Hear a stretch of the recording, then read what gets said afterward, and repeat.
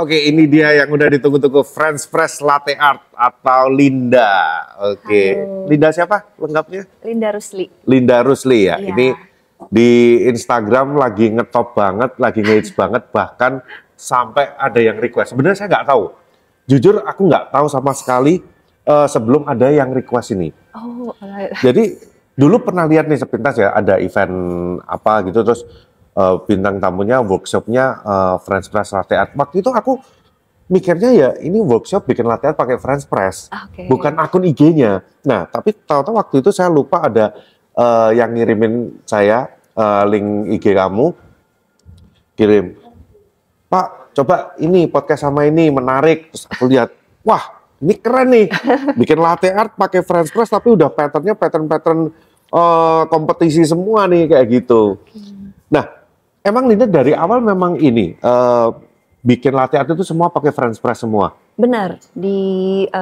Kalau yang postingannya di rumah ya semuanya pakai French Press. Dari kapan itu bikin konten seperti itu atau bikin latte art seperti itu? Kalau pertama kali bikin itu di awal-awal pandemi ya, itu di bulan-bulan Maret 2020. Kemudian setelah 3 bulanan gitu ya, karena banyak video-videonya di handphone, akhirnya ya udah saya buatin Instagramnya aja. Bentar, gitu. tapi di awal-awal waktu pandemi iseng-iseng kan berarti dulu Iya. bikin kayak begitu. Emang udah langsung bagus? Enggak sih, ya awalnya sama sekali gagal ya, karena kan saya juga bukan barista. Memang Saya pertama kali nyoba bikin latte art ya pada waktu pandemi itu? benar, pada waktu pandemi. Nggak mungkin. Iya, Nggak benar, mungkin. seriusan. Iya. Dari pandemi sampai sekarang itu cuman berapa tahun? 2 tahun, 3 tahun? 3 tahun. 3 sudah tahun 3 ke sekarang. Yes. Itu aku lihat patternnya itu udah pattern kompetisi semua loh. Nggak mungkin dari pandemi belajar pakai French Press bisa bikin pattern kayak gitu. Iya, itu belajarnya kayak sehari itu bisa 7 sampai 7 jam, 8 jam gitu. Wah. Yes. Seperti itu. Terus hasilnya kopinya kemana dibuang? Kalau awal-awal itu kan, waktu awal-awal ya enggak sih, sehari paling bisa buat kayak 5 gelas gitu ya. Saya ya semuanya lah teman-teman tuh ditawarin minum gitu ya, sampai ke satpam kompleks tuh saya tawarin gitu. Pokoknya karena supaya nggak dibuang dikasih-kasih. Iya, benar. Sampai akhirnya setelah setiap hari saya latihan tuh akhirnya saya bisa menemukan alternatif lah. Kalau kayak ternyata bisa loh latihan tuh di pewarna, terus susunya itu pakai SKM. Jadi saya pakai pewarna, SKM ya dibuang. SKM dalam jumlah yang sedikit lah ya gitu. Memang ya gimana SKM juga bahan Jadi, makanan ya gitu. SKM itu bisa di French Press juga? Bisa. Justru kalau foamingnya juga bagus? foamingnya jauh lebih bagus di French Press daripada mesin kalau SKM. Wah, Yes. guys, yang barista mau ngirit, ya mau hemat, pakai SKM sama air. Tapi mesti panas ya? Mesti panas. Pakai air panas, diseduh gitu terus baru dikocok ya? Iya. Wah, ini sebenarnya nggak ngingetin saya dulu itu ya. Saya tahun 2011 itu saya pernah ke Bali. Saya pernah buka coffee shop. Awal pertama kali nyampe di Bali itu saya bukanya bukan coffee shop. Saya buka kedai kopi pinggir jalan. Kita bikin booth di pinggir jalan di waktu itu di Tauku Umar.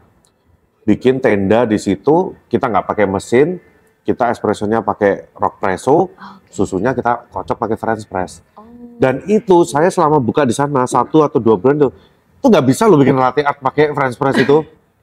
Iya sih, saya awal tuh juga masih gagal terus. Nggak bisa loh, itu aku 2011 itu aku udah juara barista regional loh di Surabaya itu, juara 1 loh. Itu aku nggak bisa loh bikin pakai French Press itu. Iya, di awal juga cukup susah sih buat saya. Saya lihat YouTube gitu ya, mencoba beberapa metode yang sudah pernah di-sharing oleh beberapa barista juga gitu. Karena saya coba setiap hari sampai ya akhirnya saya menemukan metode saya sendiri lah gitu yang saya cukup pede gitu ya. Kalau yang saya lakukan ini pasti bisa gitu. Gimana metodenya, gimana ngocoknya gimana? Nah iya, jadi kalau misalnya di mesin kan kita ada kayak ini ya, maksudnya ngambil ini stretching gitu ya, kemudian texturing. Nah di French Press itu juga seperti itu sih, kira-kira lah teorinya itu seperti itu, dan itu beda cara pumpingnya gitu loh. Jadi untuk memasukkan foam itu kita harus pumpingnya dari atas permukaan, dekat ke permukaan, sehingga volumenya itu bisa naik. Kemudian setelah udah masuk tuh foamnya kan biasanya masih makrofoam ya, masih masih gede-gede. bubble-bubble. Nah untuk menghaluskan itu kita pumpingnya itu dari arah bawah ke tengah gitu.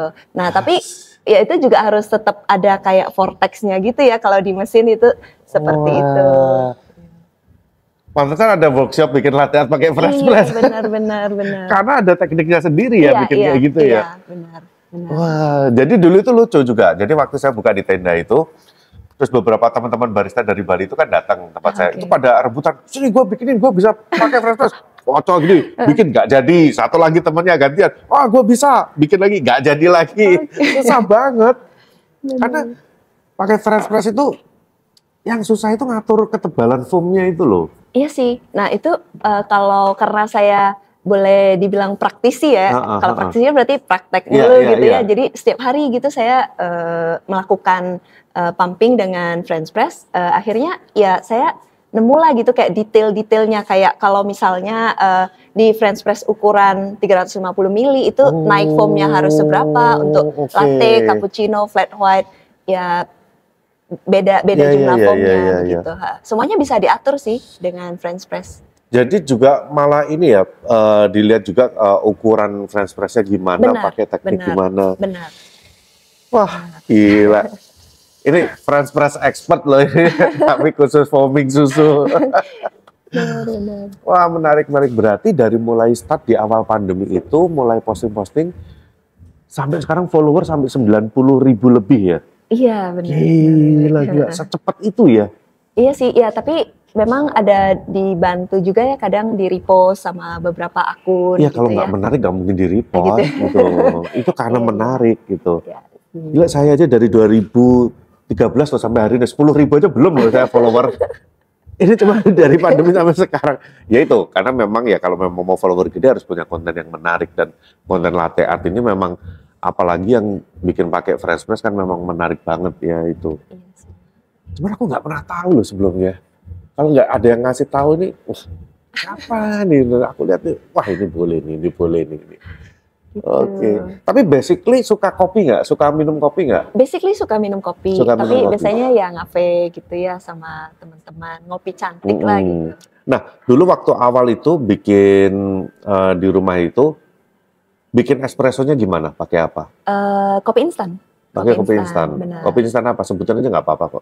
Ya, ya ada Nescafe, biasanya Starbucks Via itu Starbucks sih. Via itu. Masih favorit. Itu berarti bikin kopinya memang pakai airnya sedikit dong?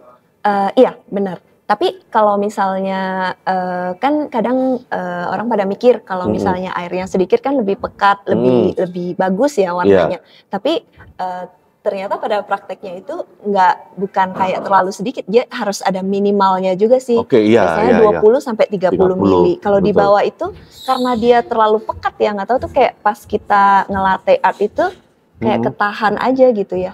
Iya karena terlalu iya, pekat. Iya benar. Memang warnanya ya lebih kontras ya, lebih hitam. Cuman kayak nanti flow-nya biasanya kurang baik. Oke. Jadi setelah dikocok di French press, dipindahin ke milk jug. Benar. Berarti waktu awal-awal itu bikin di rumah itu bingung nggak sih nyari milk jug yang kayak gimana gitu? Di awal itu iya sih. Pertama saya coba kayak pakai water jug yang di rumah ya. Biasanya kan ibu-ibu punya. Iya itu nggak bisa. Akhirnya saya coba searching kan ya di Instagram gitu kayak. Ya udahlah karena kan mikirnya belum tahu ya apa how far will I go with this gitu, seberapa lama, serius gak? Ya saya beli yang 50 ribuan aja sih di Tokopedia, pokoknya yang paling murah gitu, itu yang saya beli. 50 ribu pelit banget. Iya soalnya kan beneran bukan barista. Karena nggak tahu ya, worth it nggak sih beli semahal ini kan juga nggak tahu kan.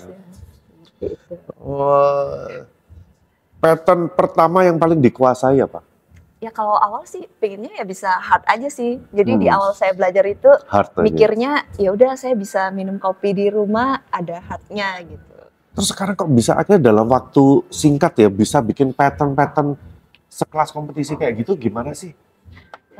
Ya latihan sih ya. Tiap hari? Tiap hari, setiap hari. Terutama waktu masa pandemi itu ya. Jadi kan waktunya kan di rumah terus nih. Gimana lockdown, anak-anak sekolah di rumah gitu ya. Saya harus taking care of them gitu. Jadi ya udah di rumah.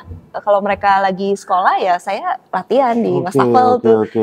Dari nemuin si tekstur susu sampai belajar wiggle ya gitulah. Tapi tentunya banyak juga dibantu sama barista-barista yang lainnya ya, yang kadang saya tanyain gitu.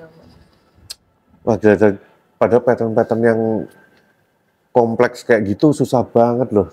Itu ada yang ngajarin nggak sih tapi?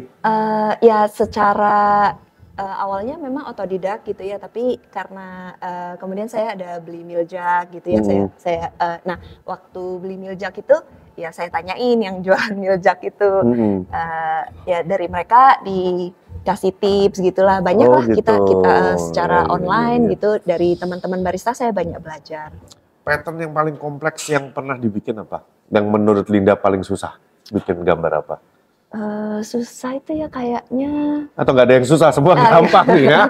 Wah, banyak banget yang susah, makanya lagi milih gitu. Mungkin kayak unta itu ya, onta itu termasuk salah satu yang cukup susah buat saya. Seahorse? Seahorse? Gampang. Seahorse? Iya, menurut saya di antara pattern advance lainnya ya, seahorse itu termasuk yang lebih mudah untuk dihafal gitu. Terus kalau yang bikin kuda-kuda gitu yang ada kaki-kaki atau bikin apa kayak patternnya siapa tuh yang dari Thailand itu yang looking back deer ya? Ya, rusa-rusa ya, Arnon gitu. Itu kayak gitu susah nggak dragging gitu? Ya di awal-awal itu susah sih, tapi kayak kalau misalnya latihan terus gitu, intinya kalau udah hafal gitu ya arahnya gitu, kayak ya jumlah mixing, mulainya dari arahnya sebelah mana itu lumayan lah gitu. Dan itu semua bikinnya pakai French press ya? Bikinnya pakai French press di awal-awal. Gila, kok bisa ya.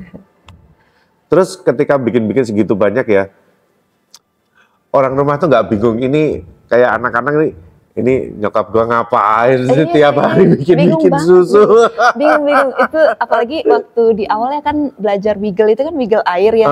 Jadi kalau saya duduk gitu di meja makan, ya udah saya bawa meal jug gitu ya di wiggle. Anak-anak juga bingung nih ngapain gitu ya. Saya sendiri juga bingung gitu ya. Kayak buat apa gitu ya, saya belajar sejauh inilah di latte art gitu. Tapi sebenarnya ya interestnya ini, Linda ini interest mau belajar di kopinya atau memang karena suka latte artnya?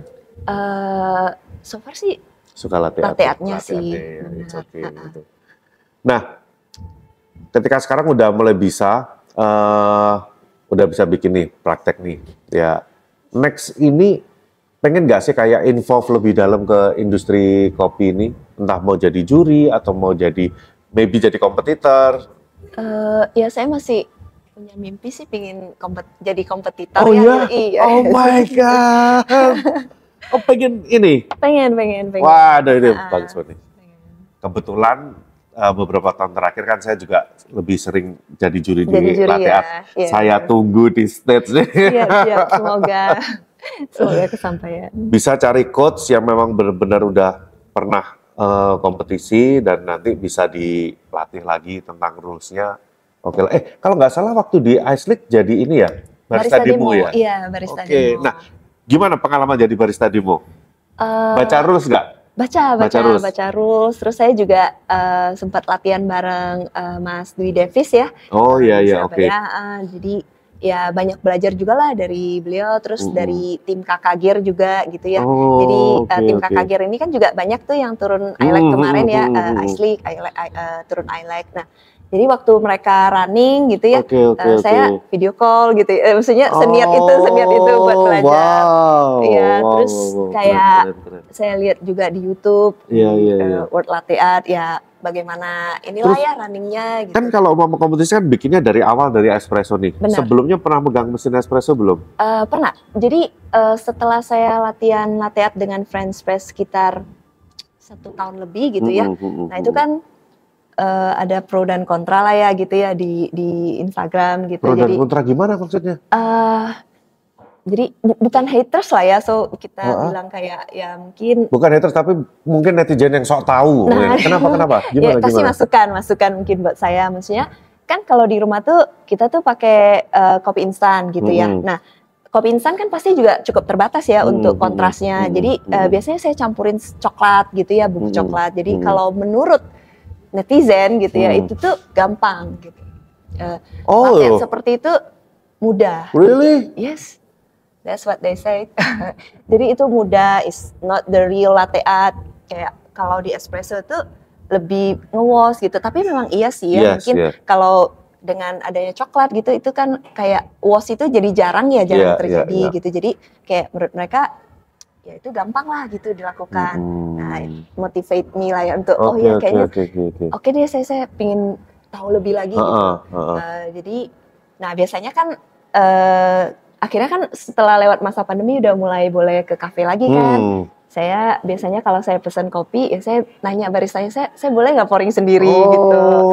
Nah, berawal dari situ sih. Kayak pendekar ya, mau ngebrew sendiri.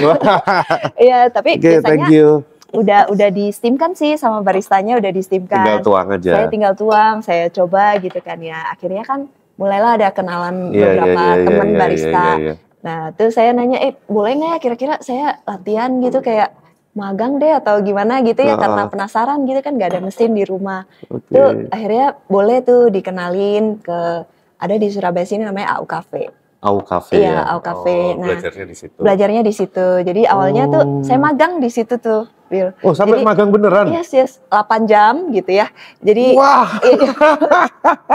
Jadi ya inilah ya mungkin kayak helper lah seniat ya gitu. Itu loh. Seniat itu karena nggak ada mesin orang di rumah bingung, nyokap gue mamaku kemana, malah kerja di kafe, suami juga pasti bingung nih. Iya. Jadi saya magang gitu ya, 8 jam. Di situ saya boleh kayak dikasih lah 2 box gitu untuk saya belajar di sana secara gratis gitu ya. Jadi dari situ saya ya mulai belajar steam, kayak espresso. Tapi kalau di kafe gitu kan espressonya udah dikalibrasiin semua. Saya tinggal minta tolong aja sama teman-teman barista di situ. Jadi lebih fokus di belajar steamnya sih. Fokus di belajar steamnya. Tapi kalau bikin espressonya waktu itu belum? Waktu itu belum sih. Jadi kayak kalibrasi udah pada waktu barista demo itu gimana akhirnya? Ya itu sih baru mulai coba kira-kira lah diajarin. Jadi mungkin tidak sampai detail espresso yang ideal gitu ya. Iya. Intinya bisa buat art ya udah sampai sebatas. Oke. Jadi pada waktu barista demo nggak terlalu fokus di teknik untuk espressonya, tapi untuk lebih bikin patternnya aja untuk dibuat kalibrasi juri ya. Iya. Oke. Gitu sih. Wah gila nih, sampai niat mau ikut kompetisi ya, luar biasa. Seperti ya masih ikutan throwdown kalau di Surabaya sini, saya masih ikut. Ya harus lah. Iya. Apalagi ini throwdown latte art kan agak lumayan jarang nih akhir-akhir ini. Iya. Baru mulai lagi kan, baru mulai lagi. Udah lama hilang semuanya. Kompetisi, manual brewing, battle, throwdown semua latte art ini jarang banget nih. Jarang ya. Nah akhir-akhir ini udah mulai naik lagi nih gitu. Ya memang harus ikut-ikut kayak gitu terus. Soalnya kan beda vibes ya, kayak deg-degannya ada. Iya, adrenalinnya. Iya. Wah gila luar biasa. Tapi dulu di awal memang pakai kopi instan itu bikinnya. Ini ada contoh ya. Jadi kemarin ini banyak banget orang-orang kopi, bahkan yang menurut saya ini udah senior tapi suka mengkritik orang yang mempromosikan kopi instan atau apa, justru tapi ya ini buktinya salah satu contoh mulai dari kopi instan, berawal dari kopi instan sampai akhirnya masuk nyemplung ke industri specialty coffee. Ya, ini Linda ini salah satunya. Jadi semua ada pasarnya sendiri-sendiri, semua ada segmennya sendiri. Kopi instan semua punya pasar sendiri. Kalau kemudian nanti masuk ke specialty coffee ya itu yang memang kita cari sebenarnya. Tapi yang ngapain harus dinyinyirin? Iya memang kadang orang-orang sok tahu memang kayak gitu. Welcome to my world. Berarti juga sering nyinyirin juga ya, Billy? Saya sih kadang nyinyirin orang yang suka nyinyir sih. That's even better. Iya, nyinyirin orang yang suka nyinyir aja. Walah, berarti next ini udah mau ini ya ada arah untuk ke kompetisi. Ada sih, ada kepingin. Terus bahkan kemarin juga saya dengar ini ya dijadiin BA di salah satu mesin kopi ya, mesin espresso ya. Wah, gila. Itu kok bisa sampai dipercaya begitu, gimana sih? Jadi awalnya dari barista demo itu juga sih. Oh, dari barista jadi di demo event itu kan memang dari Bezera ya gitu ya. Jadi mesin Bezera ini adalah mesin officialnya untuk iSlick, iLag gitu kan ya. Jadi karena kemarin saya jadi barista demo gitu, akhirnya kenalan lah gitu dengan beberapa teman-teman dari tim Bezera.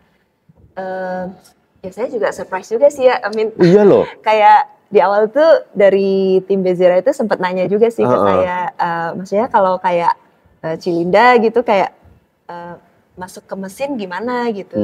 Ya sebenarnya saya ingin nanya balik sih, kan saya French press kan kenapa ditawarin mesin? Iya. Sebenarnya begitu gitu. Cuman ya buat saya juga kenapa saya mau gitu ya, I see it as a chance gitu buat saya untuk bisa lebih upgrade myself gitu. Jadi kayak karena selama ini kan kalau saya belajar mesin itu saya harus keluar ya ke rumah. Dan itu paling seminggu 1 sampai 2 kali gitu ya. Jadi kalau misalnya ada di rumah kan harapannya bisa lebih intens, saya bisa lebih konsisten juga lah dengan memakai mesin. Gitu. Terus akhirnya dikasih mesin buat ditaruh rumah? Benar, dikasih mesin. Gitu. Terus sekarang udah mainnya pakai mesin terus dong?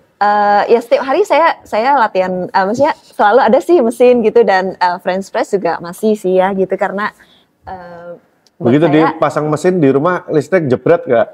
Enggak ya? Enggak sih, soalnya mesinnya wattnya ini rendah gitu kecil, ya, jadi gitu. cukup ideal lah buat yang mau cari mesin kopi di rumah ya, Bezera Ari ya. Aduh. Tadi katanya boleh sebut merek. Boleh, nggak apa-apa sih, nggak apa-apa. Kalau juga kan memang BA-nya juga. I don't mind itu. Thank you. Cuman kalau mama saya suruh nunjukin mesinnya di sini ya nggak mau. Nggak boleh ya. Harus bukan nggak boleh, nggak mau ya. Aduh, oke.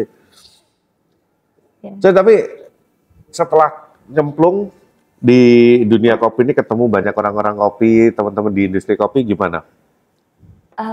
Menyenangkan, menyebalkan, atau gimana? Menyenangkan sih menurut saya, kayak untuk teman-teman, terutama kalau saya kenalnya lebih banyak barista-barista ya, karena kan sharingnya masih seputar latte art gitu ya, bukan kayak manajemen dan lain-lain kan, tidak ya. Jadi so far menyenangkan sekali sih. Teman-teman itu kayak jarang sih yang pelit ilmu gitu ya, kayak nggak mau ngajarin, di mau sharing ya semua ya, sharing, saling support juga gitu, bahkan kayak kayak throwdown gitu ya, ya masih saling support gitu, memang kompetitif gitu ya, tapi sehat, sportif, menurut saya seperti itu. Gila, itu luar biasa nih. Nah, sejauh ini pakai milk jug favoritnya? Yang apa? Punya apa? Kebetulan saya juga brand ambassador KKG Surabaya. Gila. Jadi ini cepet banget loh ya, apa-apa udah ini ya, endorsement semua ya, udah jadi BA semua ya. Iya, untuk KKG sih udah cukup lama sih, udah 2 tahun. Oh, waktu awal-awal main French press itu udah ini ya. Iya. Kayak begitu, kalau kayak Miljak itu si kakak Gir itu supportnya apa aja sih dia? Support Miljak gitu, kemudian kayak kalau BA-nya itu kita boleh ikut jualan. Jadi kalau yang mau pesan Miljak itu bisa langsung ke BA, there's a fee lah, sedikit fee gitu. Di situ. Iya. Tapi nggak ada kayak kontrak 1 tahun berapa juta gitu? Oh enggak ada. Enggak ada sih. Tapi kayak dari kakak Gearnya sendiri juga tidak terlalu demanding juga sih. Berarti lebih ke kayak barter. Nih, gue support kasih ini gitu. Paling sih kalau kayak di kompetisi gitu ya, ya diharapkan ya, karena brand ambassador jadi kita pakai itu. Tapi kalau kayak di konten gitu, kayak di rumah, saya lumayan suka koleksi Miljak juga. Jadi nggak apa-apa sih di konten gitu, mau pakai Miljak yang beda gitu nggak masalah. Udah pernah cobain jaknya GB belum? Pernah. Enak nggak? Suka nggak? Di awal-awal yes, itu cukup membantu ya kalau untuk GB kayak ya? karena kan dia super lancip ya, jadi kayak untuk kontrol flow yang kecil, GB Jak cukup membantu sih. Aku sih karena mungkin nggak terlalu banyak cobain ya macam-macam ya, cuman kalau di kedai aku sendiri sih yang paling enak yang sering dipakai ya GB. GB ya. Gitu. Yang GB yang pertama masih awal-awal dulu. Sekarang kan dia versinya kan udah banyak tuh. Iya, banyak banget GB Jack. Tapi memang GB Jack ya of very good quality ya, jarang banget dia ada tidak presisi dan lain-lain. Oke, latte artis favorit Linda kok di Kediri di Indonesia? Di Indonesia biasanya saya suka lihat Mas Jos Roland itu ya. Oh, Jos Roland. Iya, iya. Lihat orangnya atau lihat latte artnya? Latte artnya. Karena kalau Jos Roland dia fansnya banyak cewek-cewek semua gitu dia. Ya. Iya. Jos gitu ya sama Restu Sadam. Iya. Kalau luar? Kalau luar dulu GB. Oh, GB dulu suka ya. Iya. Berarti Swan, wah banyak dong pattern Swan. Swan, iya sih ya sering, ya biasanya saya mencoba aneka model lah gitu ya. Bisa lihat kadang dari Instagram, kadang coba sendiri juga, kreasi sendiri. Ya Swan salah satu favorit sih. Gila. Berarti dari pandemi ini membawa berkah dong. Iya, sempat ya. Yes. Ya akhirnya walaupun dia itu akhirnya lockdown di rumah. Iya. Iseng bikin kayak begitu, terus diposting ternyata yang nonton suka, audiensnya banyak, follower naik, dan sekarang udah, wah banyak job. Yes. Tapi udah ada yang pernah minta jadi juri belum? Juri throwdownan gitu ada sih, kadang juga juri online kan sejak zaman pandemi itu banyak virtual latte art tuh. Udah jadi juri itu? Iya pernah juga sih, tapi biasanya kalau kenal aja sih, sebenarnya kalau nggak kenal gitu kadang merasanya belum berkompeten ya, maksudnya untuk menjadi juri, belum lah gitu, kayak ilmunya belum sampai di sana. Cuman kadang-kadang yang kayak nawarin tuh kan temen, Iya. Udahlah gitu, saya support aja. Gila. Gitu. Baru mainan latte art pakai French press sudah langsung ditawarin jadi juri. Nggak semua orang loh bisa kayak begitu. Gitu ya. Hebat. So berarti ini nanti tapi udah akhirnya mau nggak mau masuk ke industri specialty coffee ini ya? Ya masih ini banget lah ya, belum lah ya, baru iya, karena di latte artnya aja. Iya, aja karena kan gitu. awalnya di latte art nih, terus nanti kan arahnya umpamanya mau ikut kompetisi otomatis kan harus belajar untuk bikin espressonya. Ya. Ketika mau bikin espresso, kita juga harus belajar tentang kopinya, tentang apanya. Akhirnya nanti kalibrasi. masuk loh. Iya sih. Ribet sih itu, ribet banget. Tapi it's okay lah, di Surabaya ini kan banyak teman-teman yang memang udah jago-jago. Ya kan? Let's say umpama dari, kalau yang profilnya juri-juri ya kayak ada Richard, ada Christian, gitu. Terus juga teman-teman latte art kan juga banyak banget nih di sini. Benar. Wah, gila, mantep. So berarti sekarang kesibukan apa aja nih? Kesibukan masih di rumah ngurus anak, terus ada saya punya toko baju juga gitu ya. Toko bajunya masih sempat ngurusin nggak lo? Banyak didelegasikan sih ya. Autopilot lah ya. Autopilot. Yang penting bisa latihan latte art jalan terus. Iya, benar. Tokonya sudah autopilot Tokonya aja. ini aja online aja ya. Gitu. So, jadi memang literally ibu rumah tangga. Iya sih, ibu rumah tangga. Ya, gila luar biasa. Nggak banyak loh yang bisa kayak gitu. Loh, Yes, tapi berarti ini yang mungkin perlu aku tanyain ya. Awal pertamanya itu tertarik latte art itu lihat dari mana? Latte artnya siapa? Yang sampai bikin ngerasain terus, gue juga pengen mau bikin, mau coba bikin, bisa nggak? Pertama kan saya nyari dulu nih, bisa nggak bikin foam, karena biasanya saya milk base ya, saya kalau ke coffee shop itu selalu milk base ya, cappuccino gitu ya. Karena saya memang tujuannya pingin bisa bikin kayak satu hard lah ya, pokoknya latte art gitu di rumah. Akhirnya saya search di YouTube tuh awalnya, bisa nggak kita tuh bikin susu buat latte art tanpa mesin, karena kan di rumah nggak ada mesin. Nah itu yang keluar di atas tuh Barista Joy dari Korea. Dari situ sih saya lihat gitu, oh bisa. Nah kebetulan di rumah ada tuh French press, akhirnya. Oh di rumah ada French press? Ada. Buat apa? French press buat pajangan sih ya. jadi saya dulu tuh saya suka koleksi ini sih, kayak tumbler dan gelas lain-lain yang Starbucks gitu ya. Nah, jadi salah satunya itu ada French press edisi Natal gitu ya, warna merah Starbucks buat pajangan. Nggak pernah dipakai buat bikin kopi, nggak pernah pakai buat bikin teh, cuma buat pajangan. Buat pajangan, literally buat pajangan. Jadi ya itu yang saya pakai. Itu dipakai buat bikin ngefoam ya? Iya. Ya ampun. Aduh, ya. So ya, akhirnya welcome ya to the world coffee. Ya akhirnya di industri specialty coffee ya, nanti pasti banyak hal yang bermanfaat juga. Akhirnya minimal koneksi teman-teman juga akan makin banyak lagi. Iya. Oke, seru banget nih ngobrol kali ini. Gila, banyak hal yang di luar perkiraan saya yang ternyata ya ampun, menarik banget. Oke, Linda, saya doakan mudah-mudahan tetap sukses nanti ya. Good luck ke depannya. Mau masuk ke arah mana? Apakah mau ke specialty coffee, ke kopi-kopiannya, ataukah tetap fokus di latte art, kompetisi, penjurian atau anything ya? Kita sih selalu akan support teman-teman di sini. Oke. Thank you, Willy. Oke, kita closing. Oke, kalau sebenarnya masih banyak yang mau diobrolin, cuma kayak durasi itu juga kayaknya lama nih sebenarnya ngobrolnya. Oke, let's close this ya. Oke guys, mudah-mudahan apa yang kita obrolin kali ini bisa bermanfaat ya, apalagi buat teman-teman yang tertarik untuk latihan latte art, nggak punya mesin di rumah, nggak ada alasan, jangan berpikiran kalau nggak ada mesin nggak bisa bikin latte art ya, nyatanya bisa. Silakan follow Instagramnya untuk cari inspirasi menarik di sini ya. Oke, Instagramnya apa? French Press Latte Art ya. Oke, sampai ketemu lagi di episode berikutnya ya, dan salam no cincong.